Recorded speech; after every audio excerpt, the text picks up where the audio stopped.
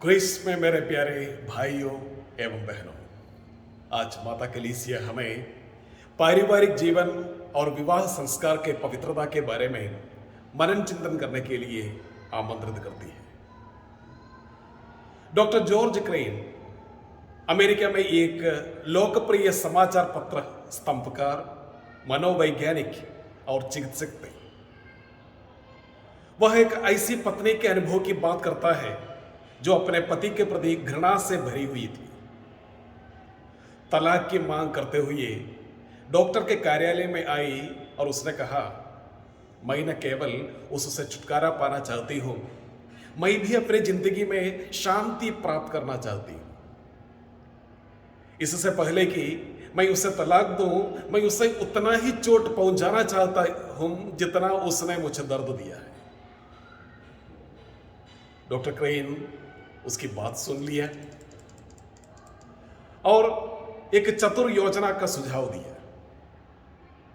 उन्होंने कहा, घर जाओ और यह करो, ऐसा व्यवहार करें जैसे कि आप अपने पति से सचमुच प्यार करती है।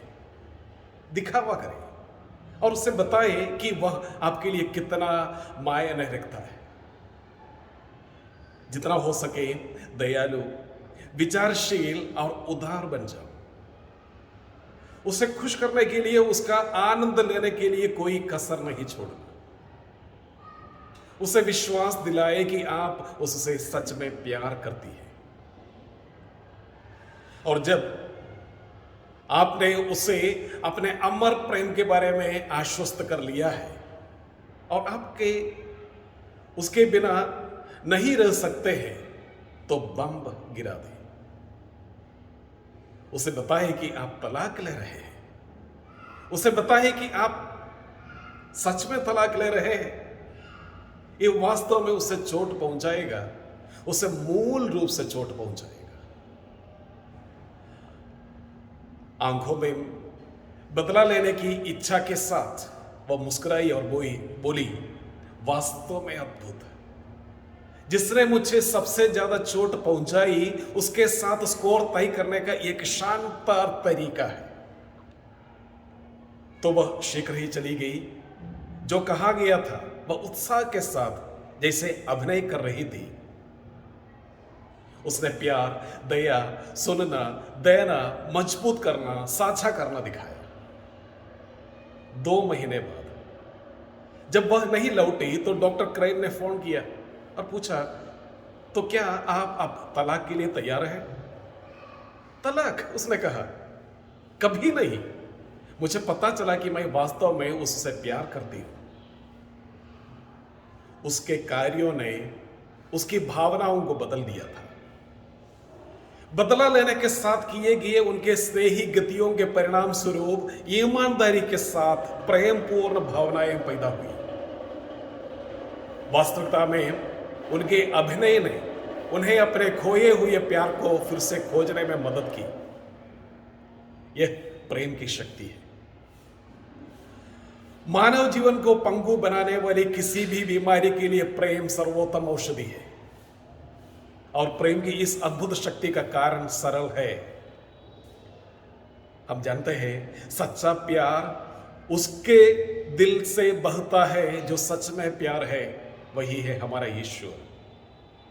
सच्चा प्रेम उसके स्रोत से निकलता है जो देहधारी प्रेम है, हमारे प्रभु यीशु। आज का सुसमाचार में प्रभु यीशु विवाह के संबंध में एकता और विश्वास योग्यता के महत्व पर बल देने की एक अद्भुत व्याख्या देते हैं। कलीसिया विवाह को इस प्रकार परिभाषा करती है, विवाह संस्कार जिसके द्वारा एक पुरुष और एक महिला आपस में पूरे जीवन की साझेदारी स्थापित करते हैं, अपने स्वभाव से पति पत्नी की भलाई और संतानों की देखभाल और शिक्षा के लिए आदेशित होती है। बपतिस्मा प्राप्त व्यक्तियों के बीच यह वाचा प्रभु मसीह द्वारा एक संस्कार की गरिमा के लिए स्थापित की गई है। वैवाहिक प्रेम उस प्रेम पर आधारित है जो मसीहा में हम में से प्रत्येक के लिए है। इस प्यार को हम 3 आयामों से समझ सकते हैं। सबसे पहले प्यार जो आज्ञाकारी है। यीशु कहते हैं, यदि तुम मेरी आज्ञाओं को मानोगे तो मेरे प्रेम में बने रहोगे। यीशु पिता की आज्ञाओं को मानते हुए प्रेम में बना रहा और वह अपने शिष्यों को भी आज्ञाकारी प्रेम के इसी सिद्धांत की शिक्षा देता है। जो प्यार करता है वह भी आज्ञाओं का पालन करता है। क्या मेरे पास ऐसा प्रेम है जो आज्ञाकारी है? क्या मुझे सौंपे गए विभिन्न कर्तव्यों और जिम्मेदारियों को निभाने और अपनी सर्वश्रेष्ठ क्षमताओं को पूरा करने में प्रसन्नता हो रही है? क्या मैं एक दूसरे की जरूरतों को सुनने के लिए तैयार हूं और दूसरों की चिंताओं और इच्छाओं के प्रति संवेदनशील होता हूं? सोचने वाली बात है। दूसरा यह है प्यार जो बलिदान है। बलिदान के बारे में प्रभु यीशु कहते हैं, इससे बड़ा प्रेम किसी का नहीं कि आपके मित्रों के लिए अपना प्राण गंवा दे। कितना सुंदर! यीशु ने अपने जीवन का सर्वोच्च बलिदान देकर अपने प्रेम की गहराई को दिखाया और वह अपने शिष्यों को भी बलिदान प्रेम के बारे में शिक्षा देते हैं। जो प्यार करता है वह कुछ विलासिता और प्रतिभूषणों को त्यागने के लिए पेशकश भी करता है। जो प्यार करता है वह कई सुख सुविधाओं और व्यक्तिगत इच्छाओं को भी छोड़ देता है। क्या मेरे पास जो प्यार है वो बलिदान का छाया है? अपने आग्रहों को त्यागने के लिए तैयार, अपने बुरे झुकावों के लिए मरना, अपनी बुरी आदतों को खत्म करना और जीवन में परमेश्वर की योजनाओं के लिए रास्ता बनाने के लिए अपनी स्वयं की इच्छाओं का खत्म करने के लिए क्या मैं तैयार हूं? मेरे अहंकार या स्वार्थी इच्छाओं को पीछे की सीट लेने, सही और न्यायपूर्ण बातों पर ध्यान केंद्रित करने के लिए क्या मैं तैयार हूं?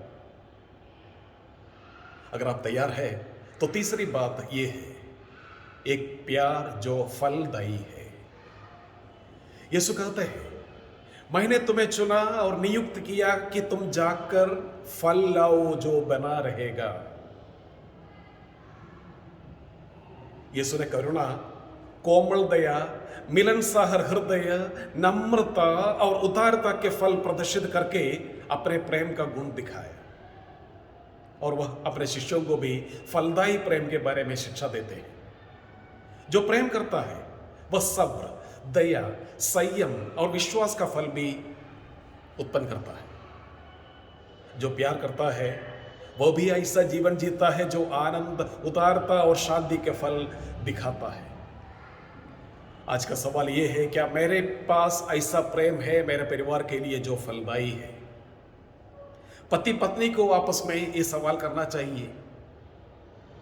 परिवार में ऐसा फल देना है जो एकता और सद्भाव को बढ़ावा देता है और भगवान की कोमल दया की ओर आकर्षित करके ईश्वर के प्रेम का साक्षी बनता है। उन फलों की वर्षा करना जो हमारे प्रियजनों के दिलों में मधुर बनता है और प्रतिबद्धता और विश्वास से अधिक स्नेह का कारण बनते हैं। प्रभु ने हमसे बहुत प्रेम किया है। उस प्रेम से जो आज्ञाकारी, बलिदानी और फलदायी है, हम में से प्रत्येक को प्रेम के इसी खजाने को धारण करना है। प्यार हर टूटन को बांधता है। प्यार हर टूटे हुए हालत को जोड़ता है। प्रभु हमें अपने प्रेम के फव्वारे से भरने और अपने आनंद और शांति को एक ऐसी दुनिया में बांटने में सक्षम करे जो टूट गई है और सांत्वना, आराम और शांति की तलाश में है। भगवान हमें विवाह की पवित्रता और सर्वोच्चता के बारे में जागरूकता से भर दे और हमें इस पवित्र संस्कार को बनाए रखने, संरक्षित करने और बढ़ावा देने की मदद करे। पिता, पुत्र और पवित्र आत्मा के नाम पर आमीन।